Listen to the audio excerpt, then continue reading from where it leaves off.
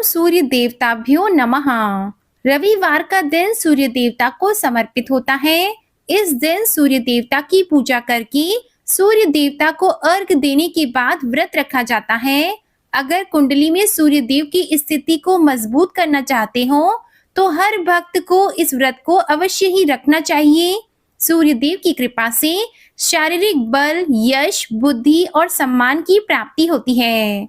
आज की इस वीडियो में आप सुनिए सूर्य देव की संपूर्ण व्रत कथा। अगर आपको ये वीडियो अच्छी लगी तो वीडियो को लाइक और शेयर करना मत भूलिएगा। पौराणिक कथा के अनुसार प्राचीन काल में किसी गांव में एक बुढ़िया रहती थी। वह नियम से रविवार का व्रत करती थी। रविवार के दिन सूर्योदय से पहले उठकर बुढ़िया स्नान आदि से निवृत्त होकर अपने आंगन को गोबर से लीपकर साफ करती थी।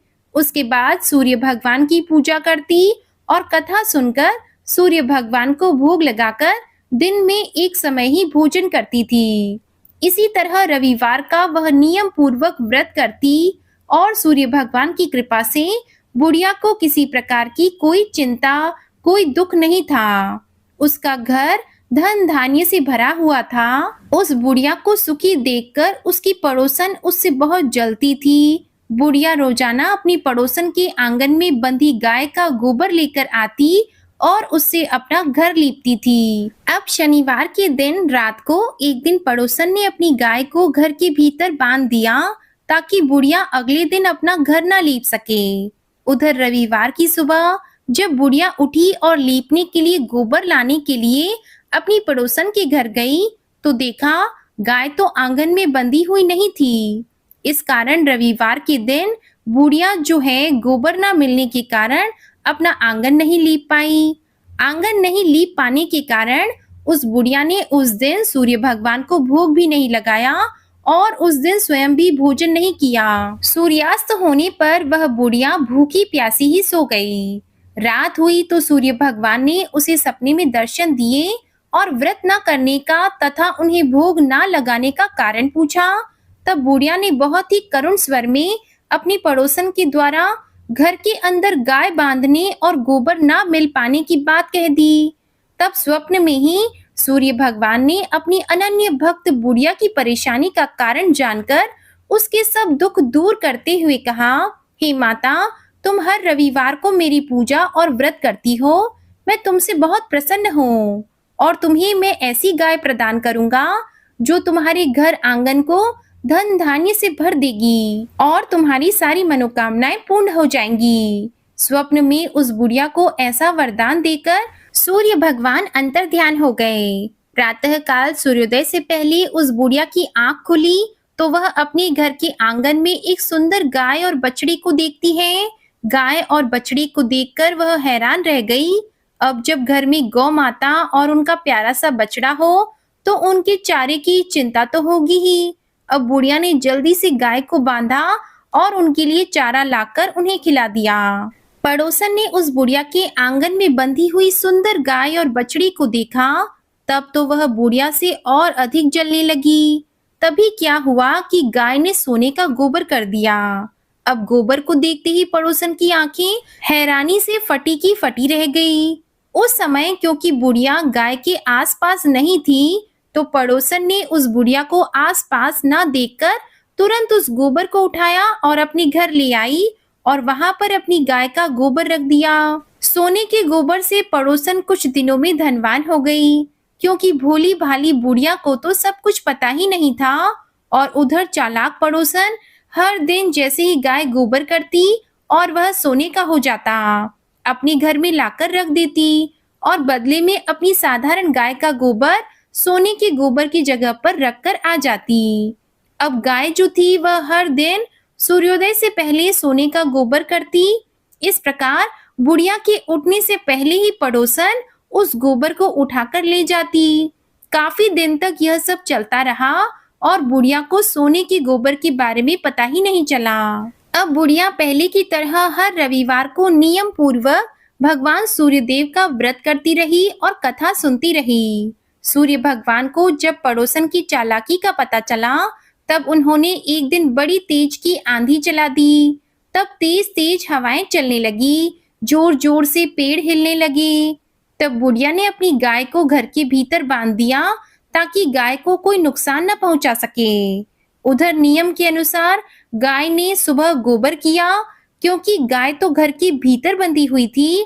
अब जब गाय ने गोबर किया तो वह तुरंत सोने के गोबर में परिवर्तित हो गया। अब जब बुढ़िया ने सोने का गोबर अपने घर के अंदर पड़ा देखा तो वह बड़ी हैरान हो गई और उसे खुशी भी हुई कि सूर्य देवता ने उसे बहुत बड़ा वरदान दे दिया है। इतने बड़े चमत्कार की उम्मीद बुढ़िया को कभी नहीं थी। बस क्या था, उसी दिन से वह बुढ़िया गाय को घर के भीतर ही बांधने लगी। उधर पड़ोसन सोने का गोबर नहीं ले जा पाई।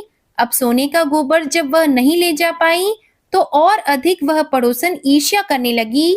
सोचने लगी कि इस बुढ़िया को मैं कैसे सबक सिखाऊं। यह बुढ़िया तो सचमुच बड़ी चालाक निकली। पहले तो घर के बाहर अपनी गाय बांधती थी, तब मुझे सोने का गोबर ले जाने में कोई परेशानी नहीं होती थी। अब तो यह घर के भीतर अपनी गाय को बांधती है और अब तो मुझे बहुत दिनों से सोने का गोबर भी नहीं मिला। उधर भोली भाली बुढ़िया जो थी वह रोज सोने का गोबर पाकर धनवान हो गई। अब जब बुढ़िया धनवान हो गई तो उसकी पड़ोसन जो थी वह बुरी तरह जल भुनकर राख होने लगी और बहुत ज्यादा ईर्ष्या करने लगी। इस बार उसने अपने पति को नगर के राजा के पास भेजा और बुढ़िया के पास सोने का गोबर देने वाली गाय है ऐसा अपने पति से कहलवाया, ताकि राजा को पता चले तो राजा उसकी गाय को अपने कब्जे में कर ले। राजा ने जब यह बात सुनी तो उसने अपने कुछ सैनिकों को भेजकर बुढ़िया की गाय लाने का आदेश दिया। अब सैनिक जो थे वे बुढ़िया के घर पहुंचे। उस समय बुढ़िया सूर्य भगवान को भोग लगाकर स्वयं भोजन ग्रहण करने ही वाली थी। तभी राजा के सैनिक जबरदस्ती गाय और बछड़े को महल की तरफ ले चले। बुढ़िया ने उनसे बहुत प्रार्थना की कि वह उसकी गाय को ना लेकर जाएं। बहुत रोई, बहुत गिड़गिड़ाई, लेकिन राजा के सैनिक नहीं माने, क्योंकि यह राजा का आदेश था। अब गाय और बछड़े के चले जाने से बुढ़िया को बहुत दुख हुआ।